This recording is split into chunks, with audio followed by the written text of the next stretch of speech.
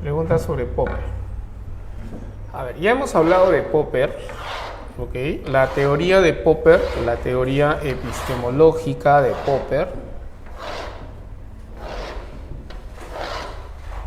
¿Ya? ¿Cómo se llama su teoría epistemológica? Se conoce como racionalismo crítico. ¿Ok? Racionalismo crítico. Muy bien. Y también habíamos mencionado básicamente dos cosas importantes: el criterio, ¿ya? El criterio de demarcación y el método. El criterio, la falsación o el falsacionismo, y el método hipotético deductivo. Hipotético deductivo.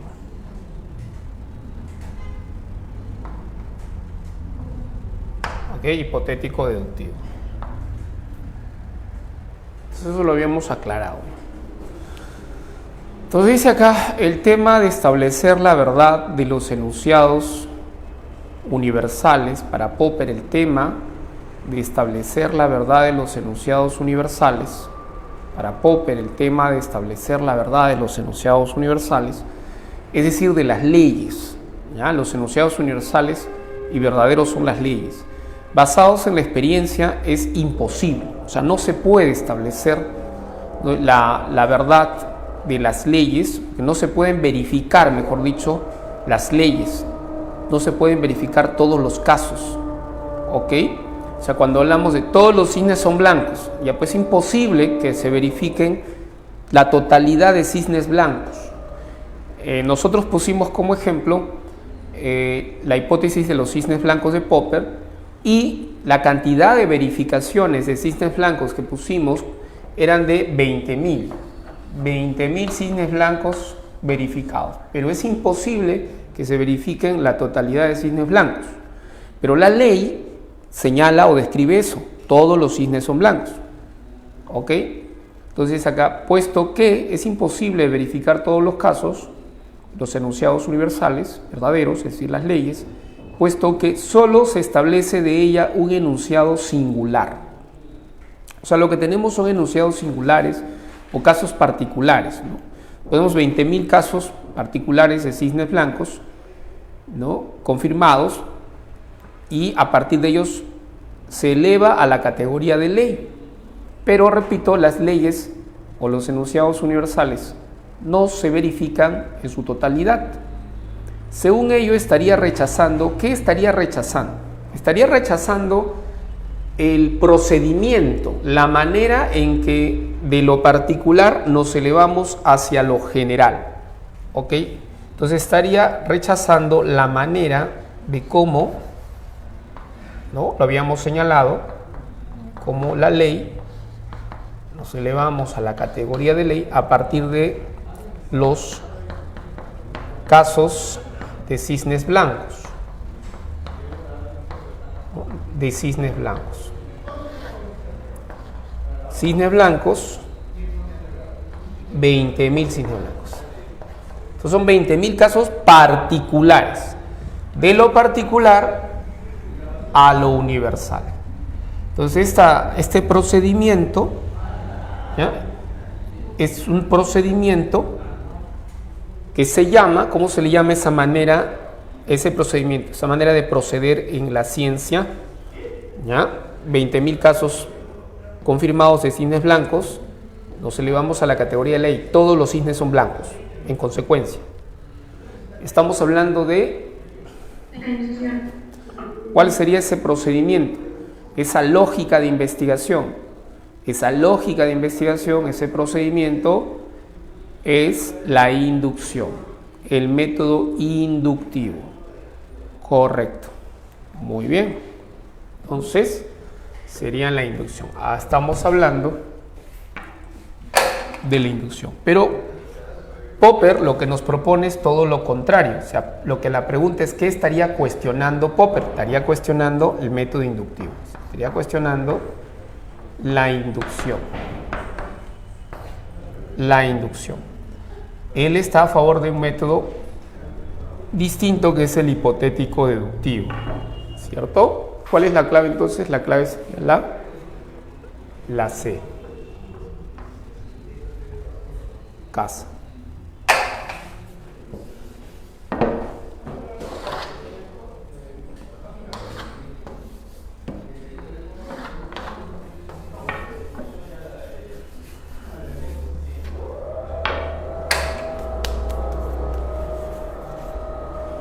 Muy bien, ¿qué tenemos acá? Dice 2, relacione correctamente los elementos de ambas columnas. Ya.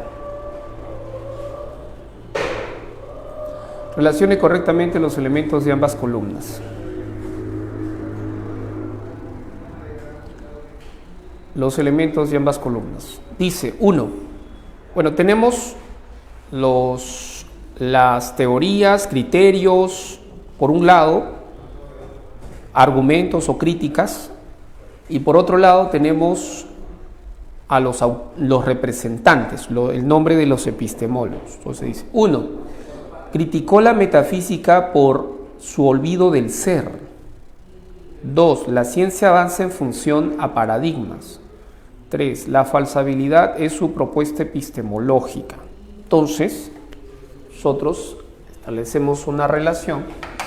Ahí me están hablando de quién, están hablando de Q. ¿Ya? De Q, me están hablando de quién más, de Popper y de Heidegger. ¿Ya? Me están hablando de estos tres autores, de estos tres. Entonces, si me están hablando de estos tres, criticó la metafísica por su olvido del ser. ¿Ya? Criticó la metafísica por su olvido del ser. ¿Ok? Criticó la metafísica por su olvido. Aquí hay un problemita en ese enunciado. No es que criticó la metafísica, criticó a los filósofos por el olvido del ser, no la metafísica, porque más bien Heidegger es un metafísico. Heidegger retoma la metafísica en el siglo XX. Corrección, por favor.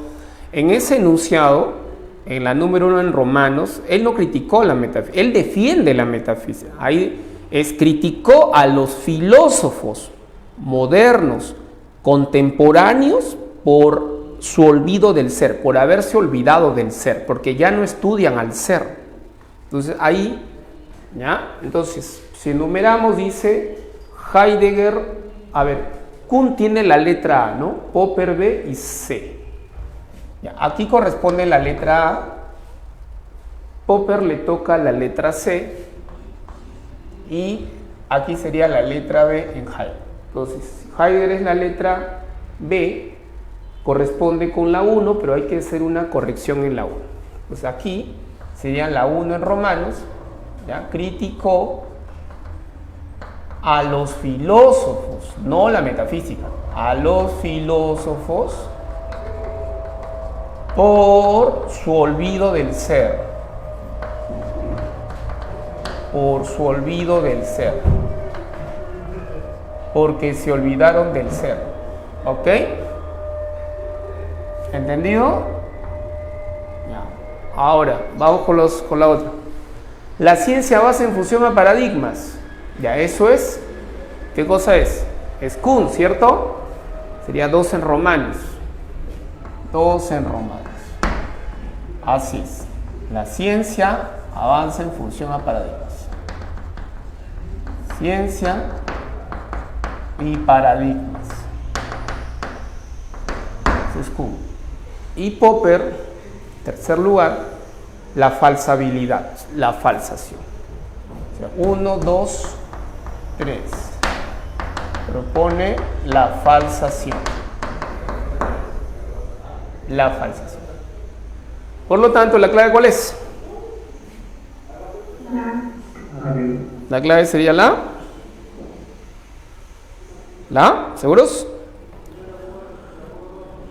Correcto, muy bien, la clave sería la A. Avión. 2 aviones. Ahora vamos con la 3. 2 aviones. Una pregunta. Yo había entendido en la clase que uno planteaba que la ciencia no avanza, pero avanza solamente, o sea, avanza si que no entra en una tesis o cómo se entiende. Porque, o sea, yo había entendido que la ciencia no tiene un progreso porque se planteaban surgían las anomalías y la anomalía general era de crisis y había como que un cambio, entonces ya no había un avance. La pregunta que estás planteando tiene que ver con un problema semántico, un problema de significado. ¿Qué entiendes tú por la palabra avanza? Ahí está la respuesta. Cuando tú dices avanza, ¿qué entiendes tú por esta palabra? Y le va teniendo como que más, o sea, su camino va ampliándose, por decir. No. Lo que tú acabas de decir es que para ti la palabra avanza es igual o es equivalente a progreso.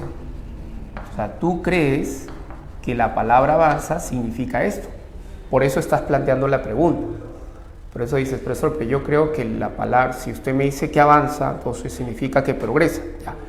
El error está ahí. El que se use la palabra avanza no significa progreso. La palabra avanzar o avanza, que la ciencia avanza, no describe la idea de progreso, porque eso ya quedó claro en la clase anterior, que para Kuhn no hay progreso. Entonces, cuando se usa la palabra avanza, la ciencia avanza, le estoy poniendo comillas, ¿ya? Lo que se describe, ¿qué cosa es con esta palabra? No se describe la idea de progreso, no se describe progreso en la ciencia. Lo que se describe es simplemente un desplazamiento, ¿me entiendes? Es decir, un cambio de paradigma. La palabra avanza aquí significa simplemente un cambio de paradigma. Un cambio de paradigma. Pero como nosotros ya habíamos explicado en la clase anterior, el cambio de paradigma, ¿ya? Cambio de paradigma, el cambio de paradigma, ¿qué habíamos dicho cuando hablamos del cambio de paradigma? Cuando hablamos de revolución científica, ¿qué dijimos? Que el cambio de paradigma no implica, no supone progreso en la ciencia. ¿Entiendes? O sea, el cambio de paradigma no es sinónimo de progreso. Que un paradigma cambie o sea reemplazado o la ciencia avance en el sentido de cambio de paradigma. O sea, cuando se usa esta palabra en el texto, se entiende por avanzar, la ciencia avanza, ¿qué se entiende? Un cambio de paradigma, un reemplazo de un paradigma por otro. Y ese cambio o ese avance de la ciencia, ojo, no implica progreso, no implica progreso. ¿Entiendes? No implica progreso. O sea, la ciencia no progresa. ¿Entiendes? Tal vez esto de repente nos cuesta mucho entender porque estamos familiarizados con la idea de que la ciencia progresa. Así es. Desde muy pequeños, tal vez desde que estamos en el colegio, nos han enseñado que la ciencia progresa. Incluso por sentido común, o sea, por sentido común aceptamos y creemos que la ciencia progresa, que la ciencia, la tecnología progresa. ¿Me entienden? Porque de repente ustedes en algún momento, no sé si tienen, por ejemplo, si recuerdan, a ver, o de repente tu papá te contó que los primeros celulares que llegaron al Perú, los primeros celulares en aparecer aquí, eran unos celulares así, tremendos ladrillos, ¿ya? Tremendos aparatos, que eran los primeros celulares, ¿ya? Aparecieron los Nokia con una antena acá al costado, y uno hablaba y te respondía y a un volumen muy alto. y eran grandes. Entonces, tú puedes ser por sentido común y digas, profesor, la tecnología ha progresado, la ciencia y la tecnología han progresado notablemente, porque hoy los celulares ya no son tan grandotes y pesados. Entonces, a veces por sentido común creemos que la ciencia avanza, la tecnología progresa. Están apareciendo nuevos aparatos sofisticados, etcétera. La inteligencia artificial y todo nos hace creer efectivamente que la ciencia y la tecnología progresa. Pero para Thomas Kuhn, para este epistemólogo, la ciencia no progresa. ¿Entiende? Entonces, cuando se dice avanza, no se está indicando que la ciencia progrese. No. Lo que se está intentando decir es que simplemente es un cambio de paradigma. Y cuando decimos esto, ojo, no estamos afirmando que progrese la ciencia, solo estamos diciendo que un paradigma reemplaza a otro. Y nada más, eso es todo. Pero eso no representa ninguna mejora en la ciencia. ¿Entiendes? Entonces, ahí está un poco, creo que el tema, en el uso de los términos o lo que estos puedan significar, ¿no? Sí, entiendo tu inquietud y más o menos, porque acá dice, bueno, que avanza, entonces eso parece como si progresara, ¿cierto? Pero no se refiere a eso, ¿entiendes? Entonces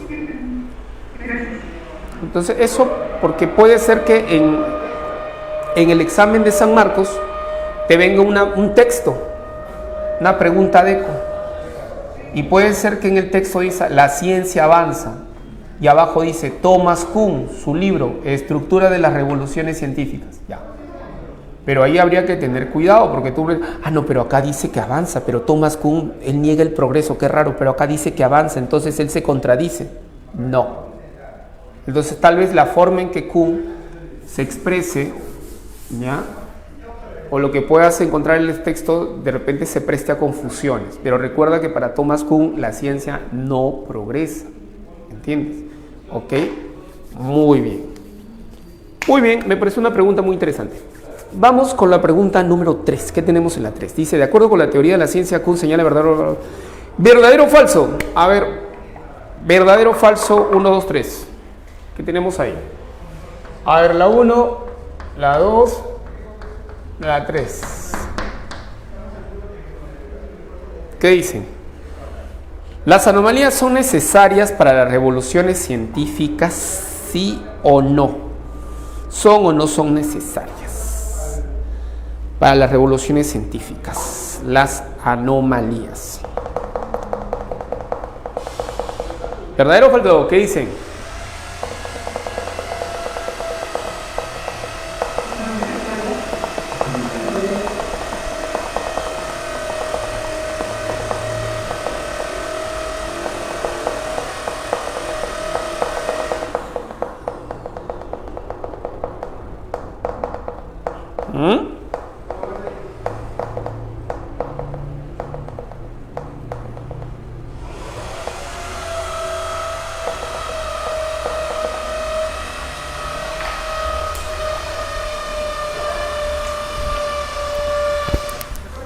Un ratito, ¿ya, chicos?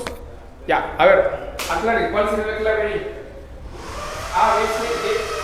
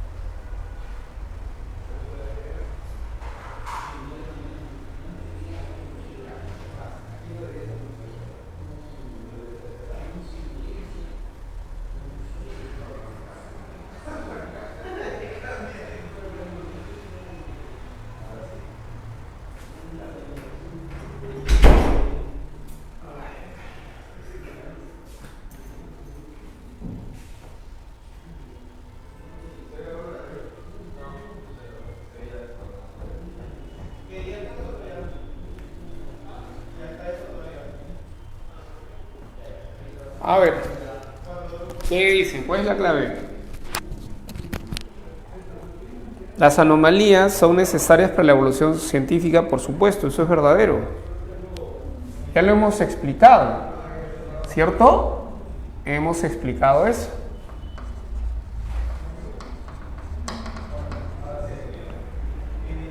Explicamos la diferencia entre ciencia normal y ciencia extraordinaria y cómo con la aparición de las anomalías los paradigmas entran en una etapa de crisis, ¿cierto? Y por ende es que ingresamos a un contexto de ciencia extraordinaria.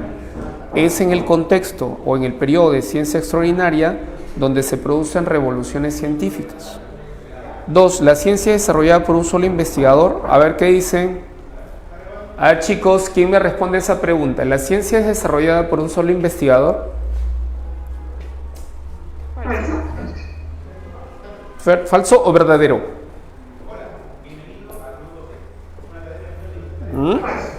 Falso. ¿Por qué, señorita? ¿Por qué falso? A ver.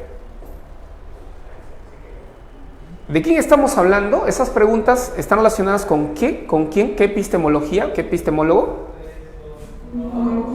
Kuhn, ya. Entonces, ¿por qué es falso ese enunciado desde en el marco de la teoría de Kuhn? O sea, desde la perspectiva de Kuhn. ¿Por qué sería falso? ¿Por qué? Porque la ciencia para Kuhn es una actividad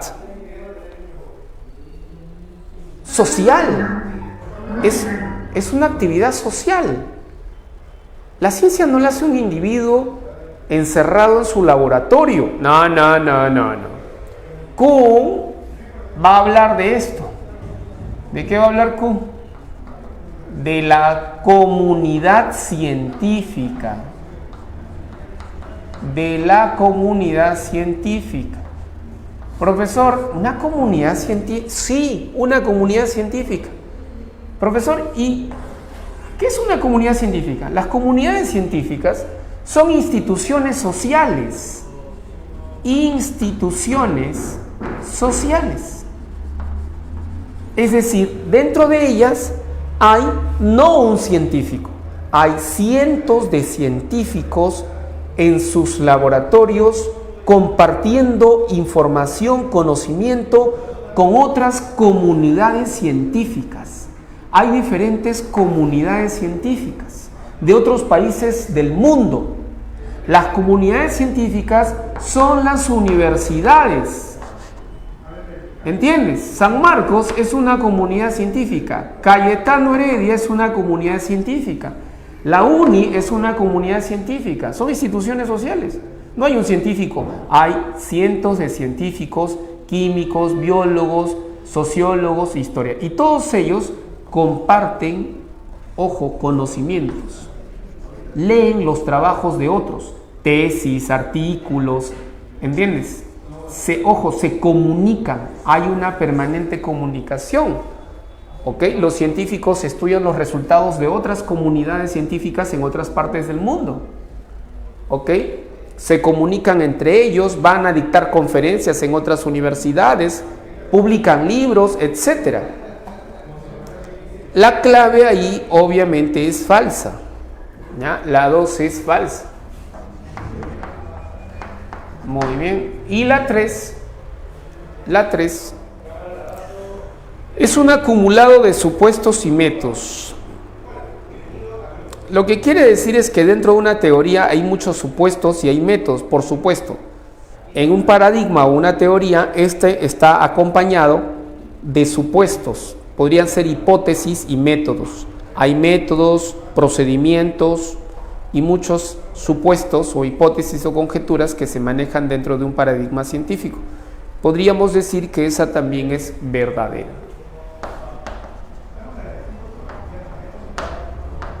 Verdadero. Entonces, profesor, ¿cuál es la clave?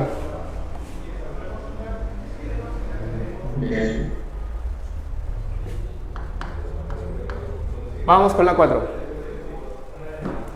De acuerdo con la epistemología de Thomas Kuhn, es correcto afirmar que, a ver, ¿qué sería correcto afirmar? ¿Qué dices? 4, veamos la 1, la 2 y la 3. 1, 2 y 3, en la 4. 1, 2 y 3. A ver, la 1. ¿Algunos paradigmas científicos son conmensurables? ¿Algunos paradigmas científicos son conmensurables? No, pues, los paradigmas son inconmensurables. Eso es falso.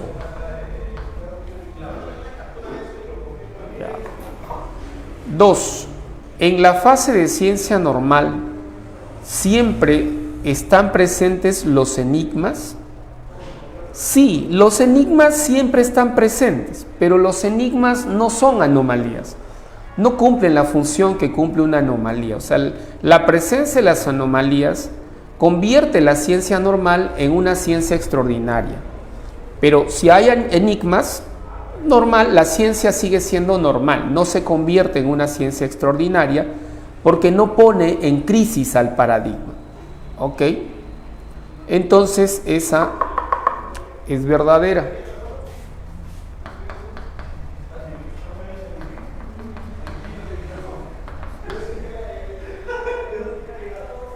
En la fase de ciencia en crisis, o sea, la ciencia extraordinaria en este periodo, van surgiendo las anomalías.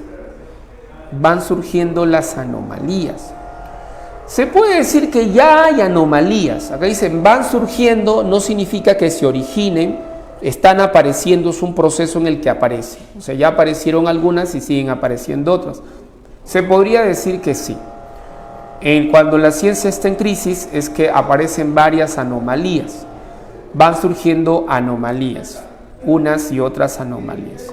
Se podría decir que es verdadero. Verdadero. ¿Ya? Verdadero. Entonces, la clave ¿cuál sería? Solo la 2 y la 3 son correctas. Dado. 2 y 3 correctas. Dado. 5. Teniendo en cuenta el texto, ¿qué afirmaría Kuhn acerca de la aceptación de un paradigma por parte de la comunidad científica? Bueno, aquí no hay un texto, qué extraño. Ya. Al margen de si hay un texto o no, ¿ok? ¿Qué afirmaría Kuhn acerca de la aceptación de un paradigma por parte de una comunidad científica? O sea, para que una comunidad acepte un nuevo paradigma, por ejemplo, el copernicanismo, el sistema copernicano, para que la comunidad lo acepte, ¿qué tuvo que pasar? ¿Qué es necesario? ¿Qué afirmaría Kuhn?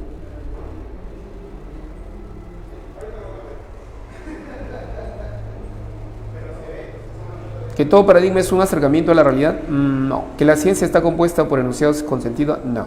¿Que las ciencias pueden desenvolverse sin comunidades? No. ¿Que la filosofía no es puesta en duda? ¿Que los fundamentos del paradigma no son puestos en duda?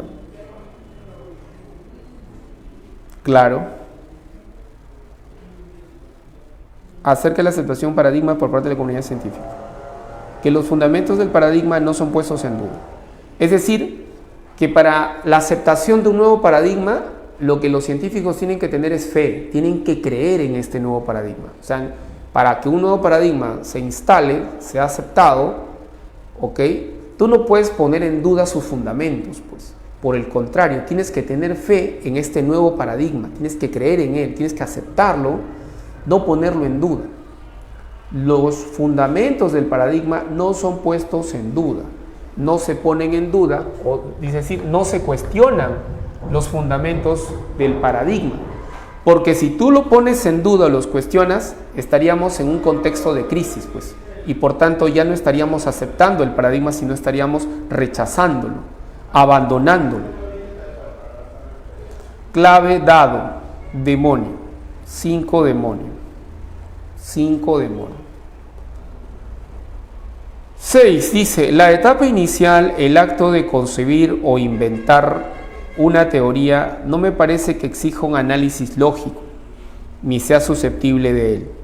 La cuestión acerca de cómo se le ocurre una idea nueva a una persona, ya sea un tema musical, un conflicto dramático o una teoría, puede ser de gran interés para la psicología, pero carece de importancia para el análisis lógico del conocimiento científico.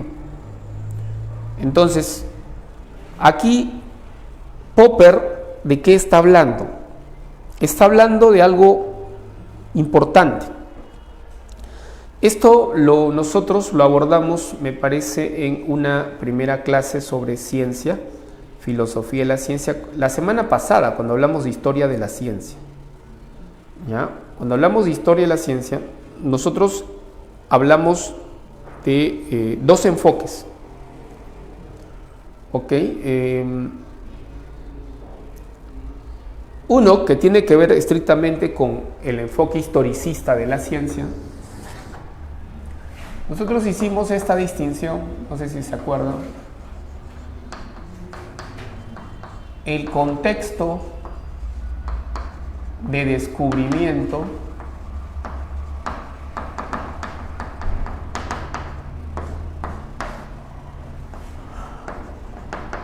y el otro es el contexto de justificación. ¿Ok? Entonces, la historia de la ciencia, ¿ya?, está vinculado a esto. El contexto de descubrimiento de las teorías científicas. ¿Ok? Esto tiene que ver con la historia de la ciencia. Cuando uno estudia la historia de la ciencia, lo que está estudiando es el contexto de descubrimiento de las teorías científicas. ¿Cómo es que se descubren las teorías científicas? Está estudiando los contextos de producción de una teoría, es decir, el aspecto psicológico, las motivaciones, el acto creativo, las condiciones sociales, económicas, culturales, que hicieron posible la aparición de una teoría científica. ¿Ok? La historia de la ciencia está vinculada a esto, la sociología del conocimiento, la psicología social permite estudiar esto.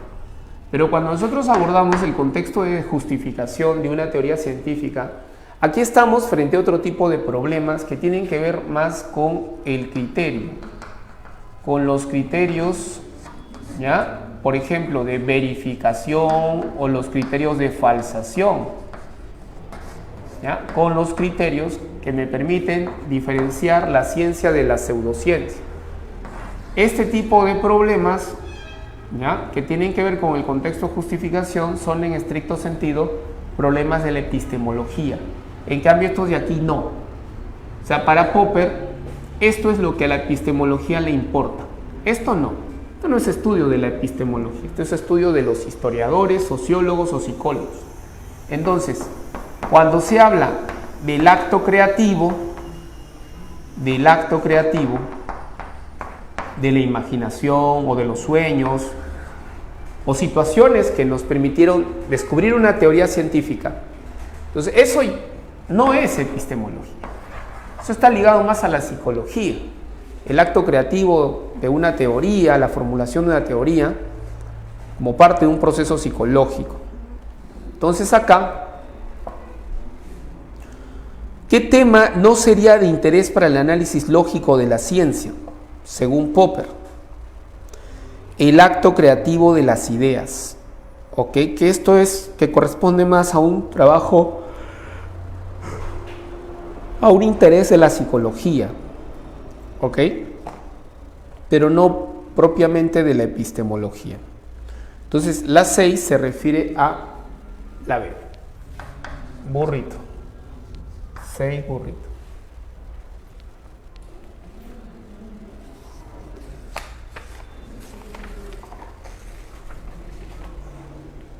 Pregunta número 7. A ver, en la 7, ¿qué marcaron? ¿Cuál será la clave en la 7?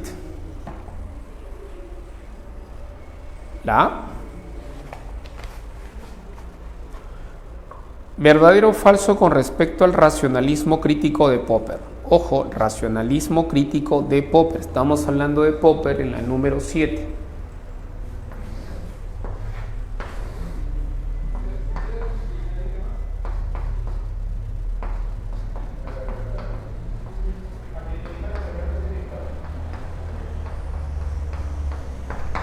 A ver, 1.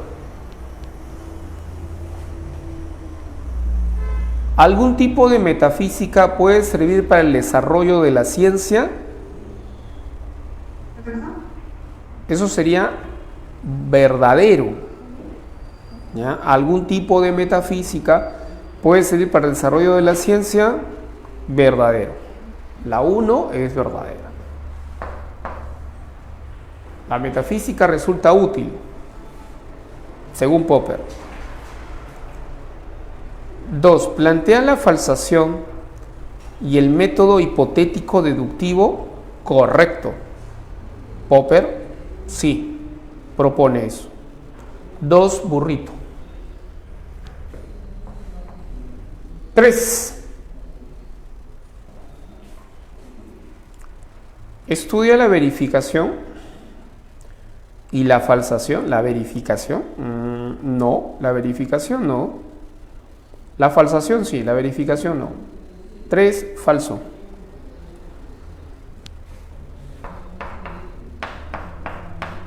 4.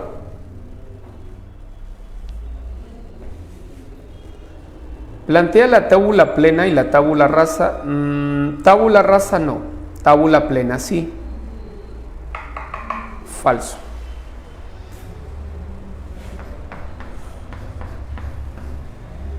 5.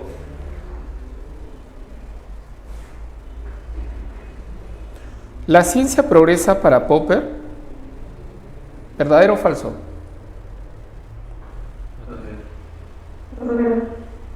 Verdadero, pues. Entonces, ¿cuál sería la clave?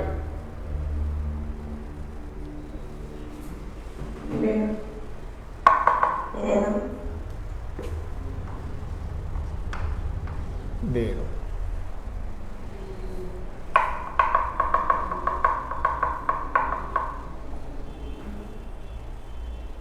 Ocho. A ver, ¿es correcto afirmar que 1, 2, 3 y 4 tuvo como tema fundamental el problema de la demarcación?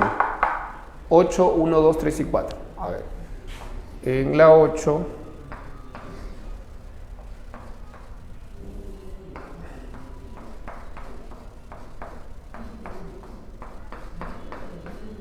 ¿verdadero o falso?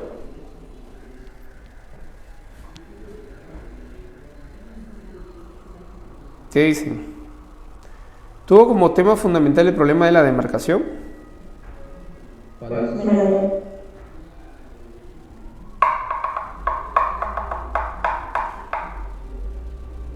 ¿Qué dije yo en la clase?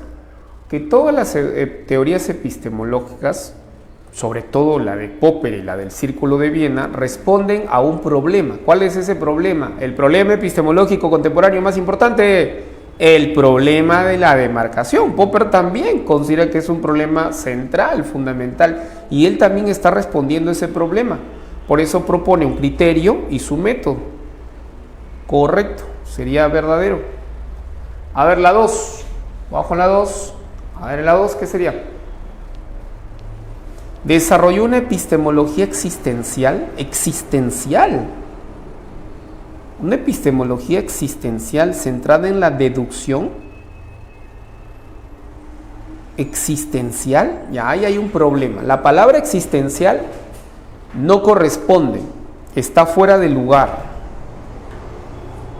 Una epistemología centrada en la deducción sí, pero existencial no. ¿Ok? Entonces ahí hay un distractor, un término distractor. No podría ser existencial. ¿Ok? Entonces tendría que ser falso el enunciado 2. ¿Ya? A ver, veamos. El enunciado número 3. La cientificidad de las teorías se fundamenta en el hecho de que pueden ser refutadas, claro, de que pueden ser falsadas. O sea, es la falsación la que garantiza que estemos frente a una teoría científica. En tanto que una teoría sea falseada, esa teoría es científica, posee estatus científico, sería verdadero.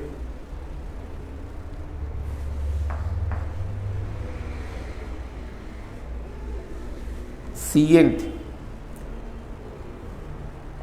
¿Aceptó sin cuestionar el método verificacionista del Círculo de Viena? No, eso es falso. Él no aceptó el método verificacionista. Falso.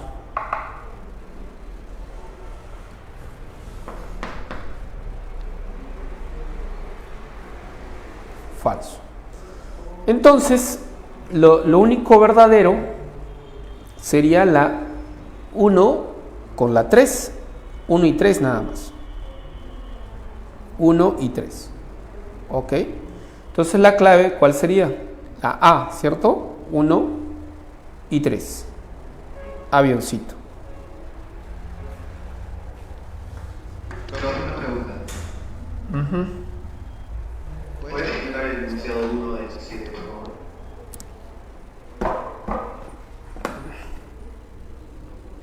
¿7? ¿Algún tipo de metafísica? Sí, es. ¿No lo expliqué en clase? A ver, los demás chicos, ¿expliqué o no expliqué el enunciado número 1 en Romanos de las 7?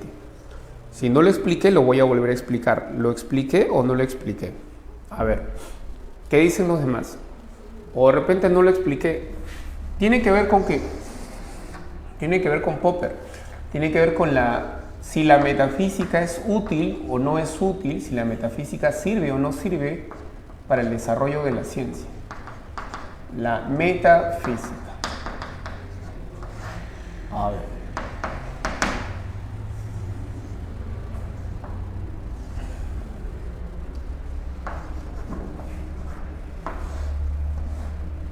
Para el Círculo de Viena, ¿ya? Para el Círculo de Viena, la metafísica no sirve para nada.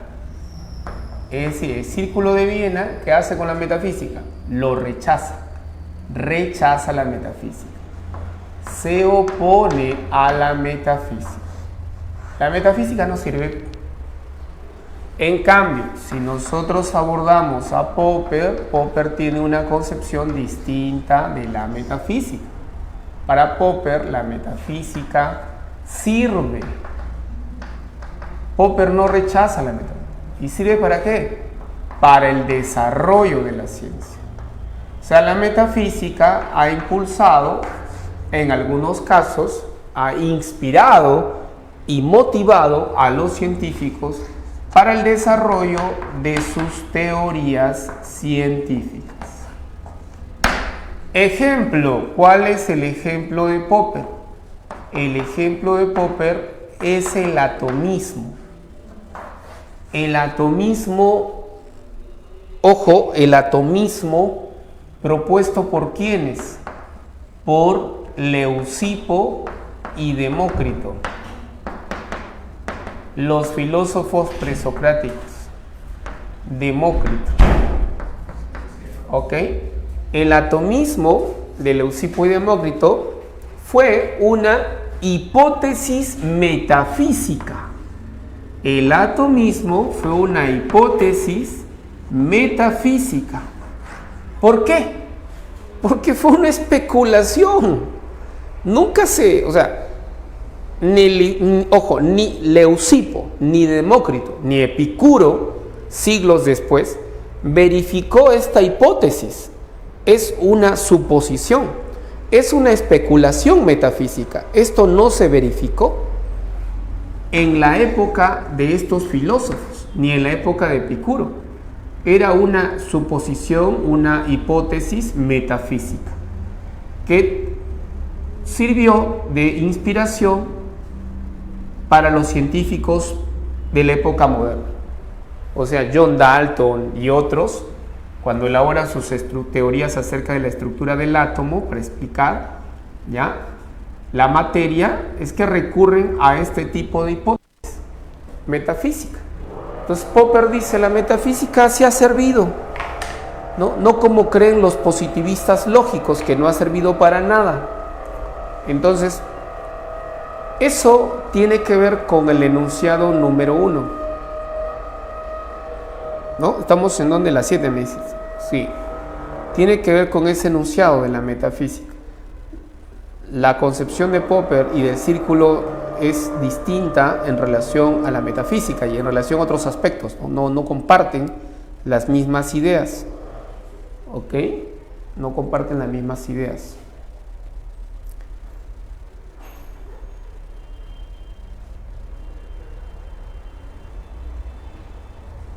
Bien. ¿Alguna otra consulta? ¿Alguna otra duda?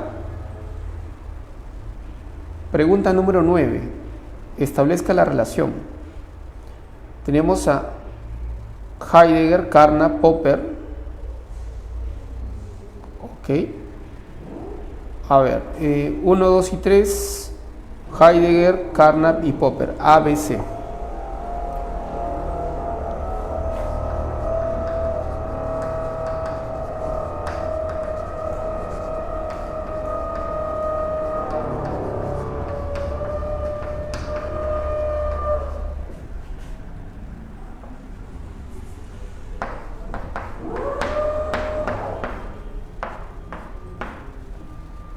Entonces, pregunta de relación.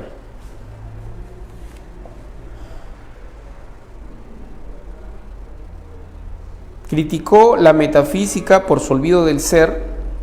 Ese enunciado ya lo hemos visto, no criticó la metafísica, criticó a los filósofos por su olvido del ser. Se refiere a Heidegger. 1 sería con A. 1 con A. La ciencia progresa por ensayo y error sería 1 con A. C. Por ensayo y error o por conjeturas y refutaciones, eso es Popper, correcto. 2, casa. Y la verificación es la propuesta del Círculo de Viena, por tanto es Carnap. 2, casa. 3. ¿No? ¿O no?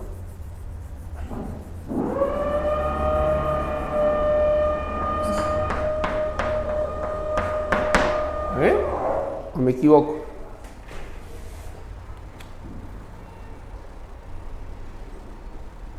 Uh-huh.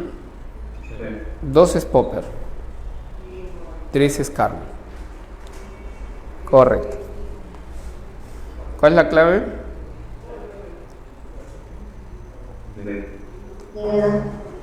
Dedo.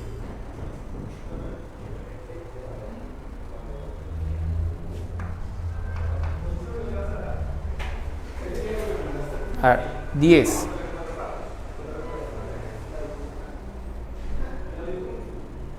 A, B, C y D.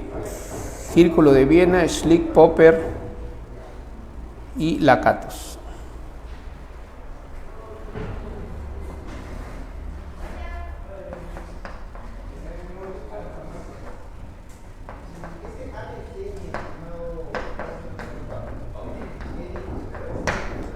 A ver, Círculo de Viena, Schlick, Popper y Lakatos.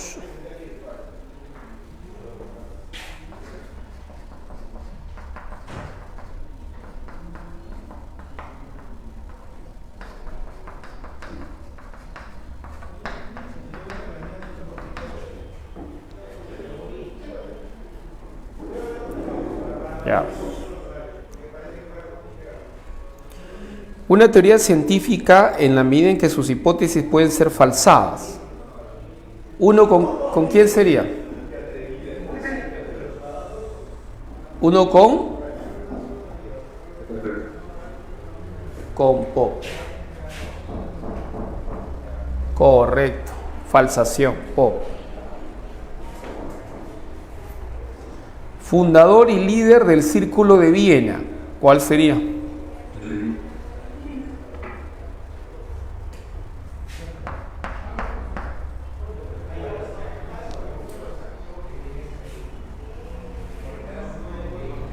Propone un falsacionismo sofisticado.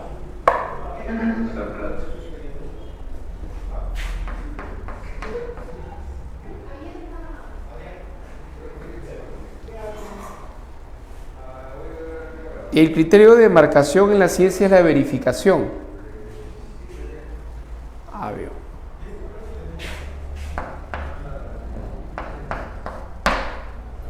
La clave es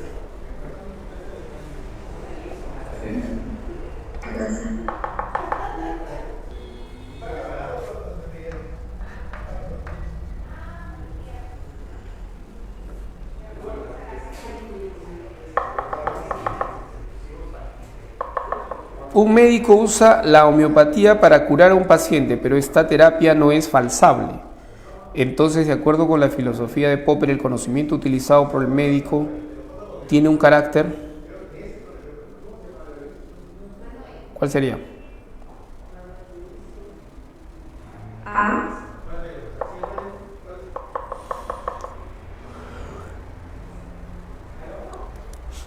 La clave sería avión. ¿Por qué es avión? Porque dice que no es... Sí, dilo. Porque al no puede ser falseado, no se podría considerar una ciencia. Ajá. Claro, al no ser falsable, significa que es una teoría pseudocientífica. ¿Por qué, profesor? Porque para Popper toda teoría científica es falible, falla, hay errores. No hay teoría científica perfecta. Eso no hay. No hay teoría científica perfecta. Todas las teorías científicas son falsables, son falibles. Tienen que someterse a la falsación. Profesor, pero si algún científico dice que su teoría es perfecta, no, tienes que tener cuidado, porque de repente ese científico no es un científico, es un pseudocientífico, porque toda teoría es falible, ¿entiendes? ¿Ok? Hay que tener cuidado entonces. Así es. 11, avión.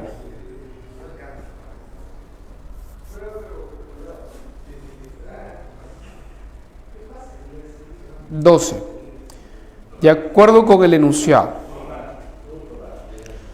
si una teoría es cierta, entonces se deducirán ciertas consecuencias. Si no se deducen ciertas consecuencias, entonces la teoría no es cierta. ¿Qué pensador representativo de la filosofía del siglo XX estaría de acuerdo con el enunciado señalado?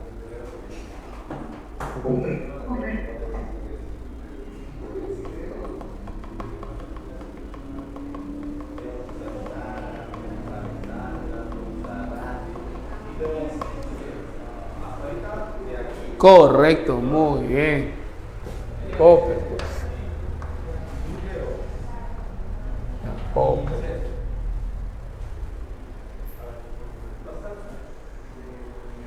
Popper.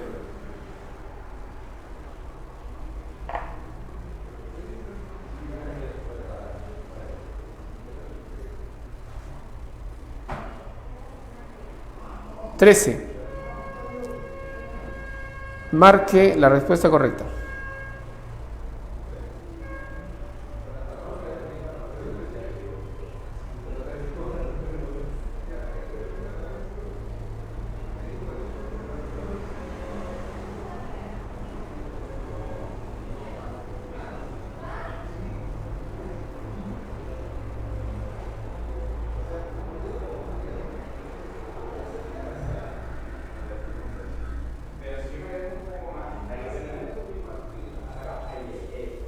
Tres estamos, ¿no? Dice, 1, para Kuhn la ciencia normal es la fase en la que una teoría científica está vigente, ya que es aceptada por la comunidad científica. 13, ¿qué es? ¿Verdadero o falso?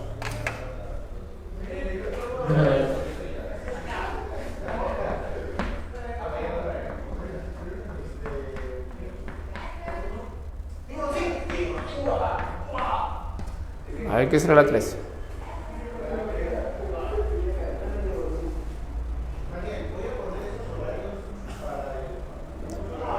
Uno sería verdadero.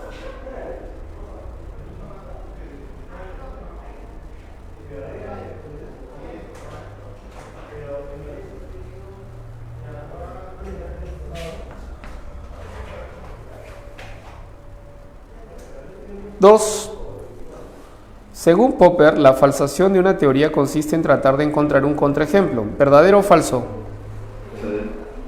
Verdadero.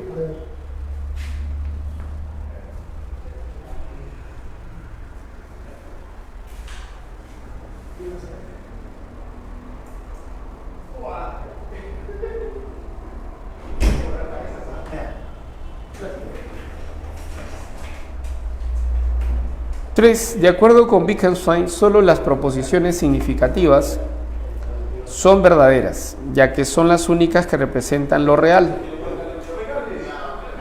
O sea, las proposiciones o enunciados con sentido.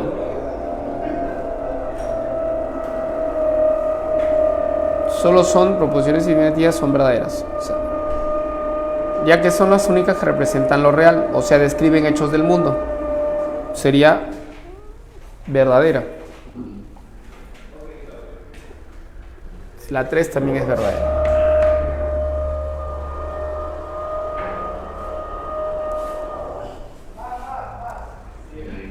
Entonces la clave, ¿cuál sería?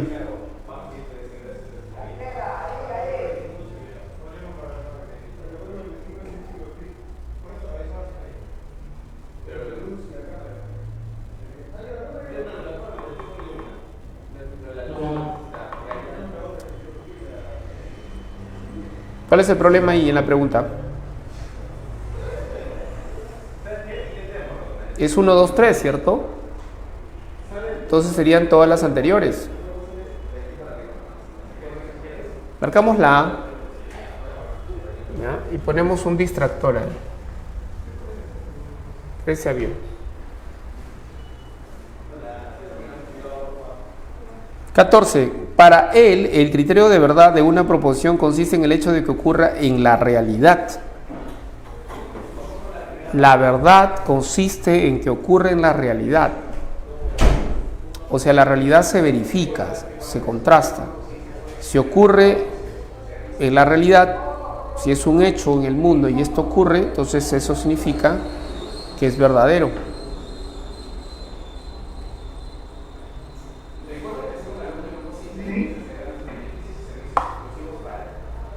¿Cuál es la clave? 14, círculo de Viena, pues. Verificación. Verificación en la realidad de los hechos del mundo. Tiene que darse en los hechos del mundo. La B, neopositivismo.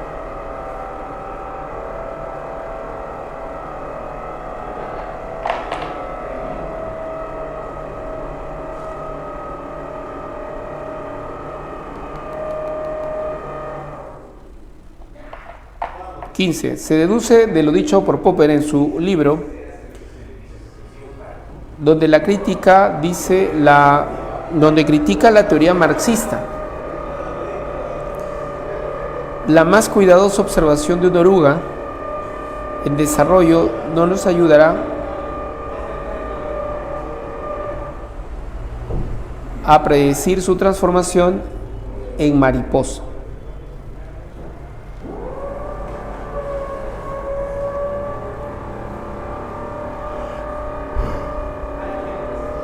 Esta pregunta tiene que ver con una crítica al materialismo histórico de Marx, o sea, al marxismo. Tiene que ver con una crítica a su carácter profético o predictivo de hechos futuros. O sea, Marx predijo la revolución social iba a ocurrir en Inglaterra. Pero la revolución no ocurre en Inglaterra, ocurre en Rusia, a inicios del siglo XX. Entonces esto refutaría, ¿ya?, al marxismo.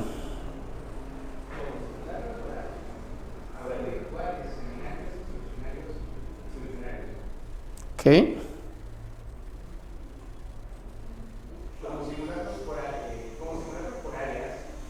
Entonces, ¿cuál es la clave?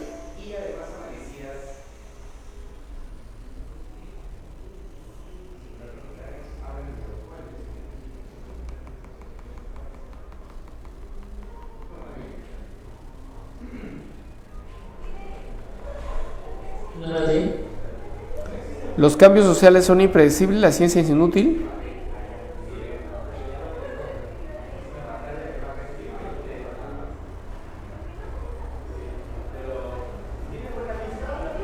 Clave, la de dado, correcto. Pues. La crítica al marxismo o al materialismo histórico es que los cambios sociales e históricos son impredecibles, no se pueden predecir los hechos históricos. ¿Ok? Tú no puedes predecir a partir de conocer la historia del Perú lo que va a pasar de aquí a 10 años o 20 años. No sabemos qué pueda pasar.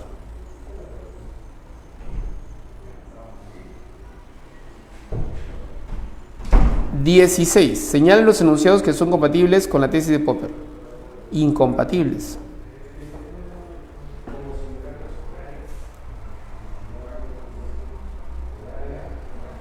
A ver, ¿cuál sería?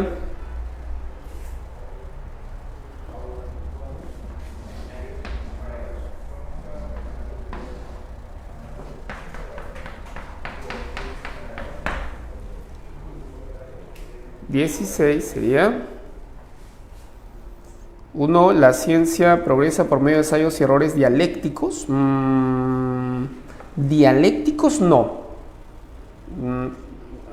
Pero no nos propone una dialéctica hegeliano-marxista. 16. 1 sería falso.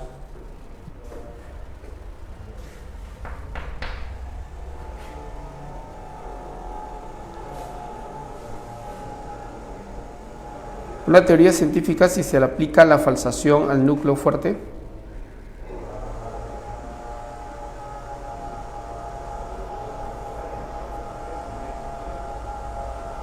La falsación al núcleo fuerte, estamos hablando de Popper. No, Popper no propone el núcleo fuerte. Eso es de Lakatos. Falso.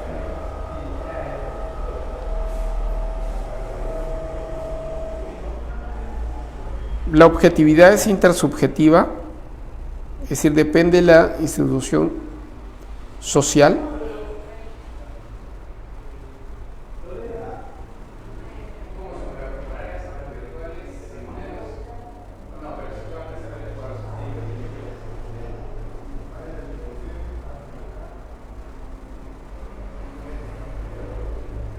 El conocimiento científico. 3. La objetividad es intersubjetiva, es decir, depende de la institución social o de la comunidad científica, depende del acuerdo entre científicos, depende del convencimiento de los científicos dentro de una comunidad científica que son las universidades. Por supuesto, eso sería verdadero.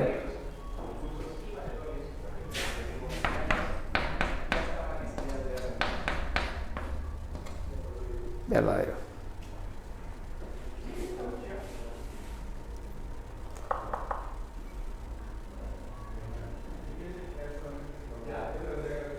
Y la última dice, ¿el conocimiento científico es falible y perfectible? Para Popper, sí, es falible y también es perfectible, verdadero. Verdadero, falible y perfectible. Por lo tanto, la 3 y la 4 son verdaderas. Clave en A. Profesor, pero piden los incompatibles. A ver, ¿qué es lo que piden?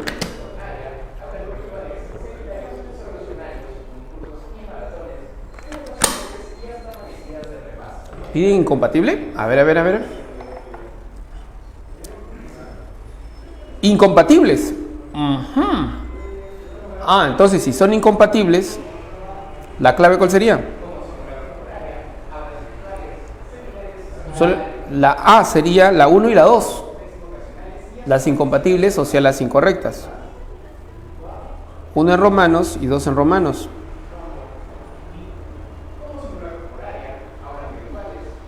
Entonces la clave sería la A, avión. Cambiamos nada más. ¿Qué número es esa? Es la 16. Ya. Si me piden incompatibles, sería la A. Las incompatibles serían las que son falsas. La 1 y la 2 en romanos serían las erróneas o las incompatibles. ¿Ok? ¿Sí? Entonces la clave sería la A. ¿Está bien? Corregimos la 16. Gracias por la corrección. La clave sería avión. ¿Sí? La 1 y la 2. Las otras son verdaderas. La 3 y la 4. ¿Sí? ¿Alguna pregunta, alguna duda hasta ahí? ¿Comentario, pregunta? ¿Duda, pregunta, consulta?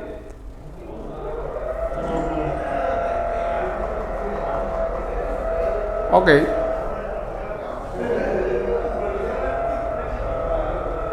Dice 17. Es sobre Popper. Desde el punto de vista de Popper, es interesante que lo que normalmente se llama objetividad se basa hasta cierto punto en instituciones sociales. O sea, la idea de institución social es algo que Kuhn nos había también planteado cuando hablaba de las comunidades científicas, es decir, de las universidades. ¿Ok? Entonces, la objetividad del conocimiento va a depender del consenso entre los científicos, que ellos se pongan de acuerdo acerca de una teoría o de un paradigma que tenga que ser aceptado. Dice, la ingenua opinión de la objetividad se basa en la actitud mental o psicológica del hombre de ciencia individual, en su educación, cuidado y desinterés científico. O sea, es un error o es ingenuo pensar que el científico está solo trabajando en su laboratorio y así es como se logra la objetividad. Eso es ingenuo, no es así, sino que el científico trabaja de manera colectiva, de manera grupal, grupos de investigación. Varios científicos se reúnen, dialogan, conversan, se comunican, comparten información, resultados. Se comunican de universidad entre universidad o a nivel de universidades a nivel mundial. Entonces genera como reacción la opinión escéptica de que los científicos no pueden nunca ser objetivos. O sea, se piensa a veces que la ciencia, si lo evaluamos desde esta perspectiva de las instituciones sociales y del consenso entre los científicos, se puede pensar que el conocimiento nunca es objetivo. Pero aquí más bien lo que se deduce de la crítica que hace Popper o de la consideración que nos propone Popper es que la objetividad sí es posible, pero hay que entenderla de otra manera. ¿Cómo hay que entender la objetividad? La objetividad hay que entenderla como resultado de un consenso, un acuerdo entre los científicos, de un diálogo, de un trabajo grupal, colectivo entre los científicos, no como algo producto del individuo aislado en su laboratorio, que no colabora con ningún científico, que no se comunica. Se puede decir que, ¿cuál sería la clave en la 17? Vamos, dame la clave en la 17. La C. La clave sería la C. La objetividad no depende del individuo. Muy bien. Correcto. Y la 18, también se puede deducir. ¿Qué se puede deducir? ¿Qué se puede deducir?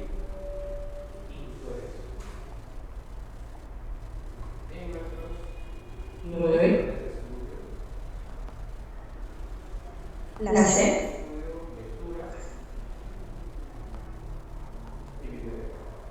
¿Cuál sería la clave? La C.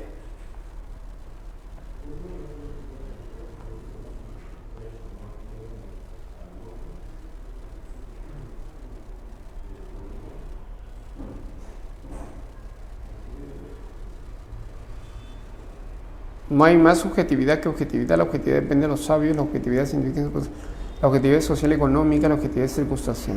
Clave sería Correcto, Casa.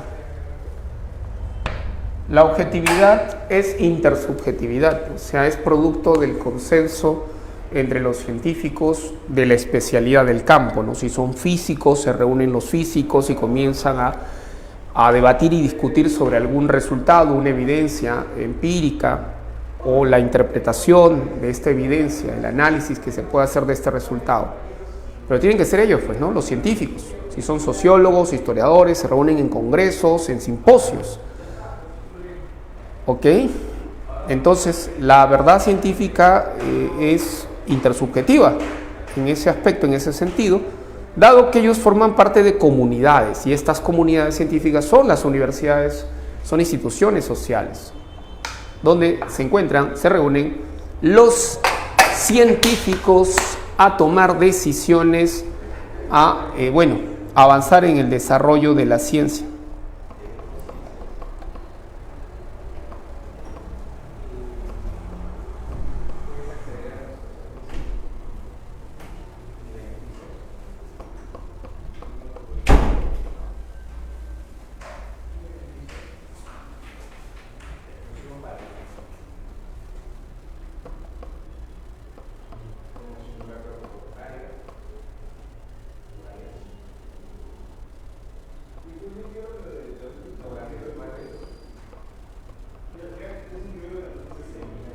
Muy bien, chicos, esas son todas las preguntas. ¿Dudas, consultas?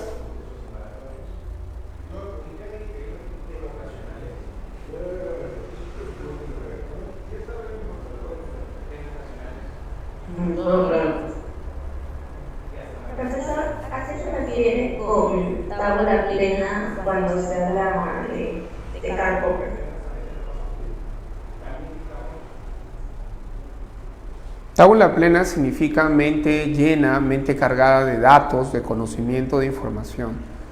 No es lo mismo que la tabula rasa. La tabula plena hace referencia a un contexto específico que es el contexto de la actividad científica, es decir, se refiere a los científicos. Entonces, cuando hablamos de científicos, estamos hablando de adultos, hombres o mujeres que están en la etapa de la adultez, es decir, ya han terminado sus carreras universitarias y están trabajando en algún proyecto de investigación, en laboratorios, dependiendo de su campo, dependiendo de qué especialidad tengan, biología, no sé, puede ser química, etc. Entonces, estos científicos tienen, ojo, una tabula plena porque tienen almacenado una gran cantidad de datos y de conocimientos. Y a partir de esos conocimientos es que ellos formulan, ¿qué es lo que formulan? Preguntas, problemas, se plantean problemas para la investigación científica. La tabula rasa de John Locke, era todo lo contrario.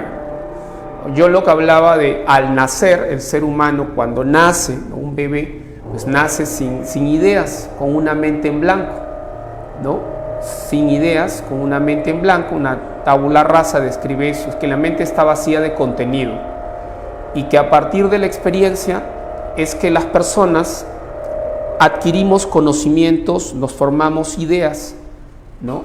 Acerca de la realidad, ¿ya? Acerca de la realidad. Entonces a eso hacía referencia, ¿no? Entonces ese es el concepto de Popper, ¿no? El concepto que Popper va a plantear, pero ligados estrictamente al ámbito de la ciencia, ¿no? Al ámbito de la ciencia.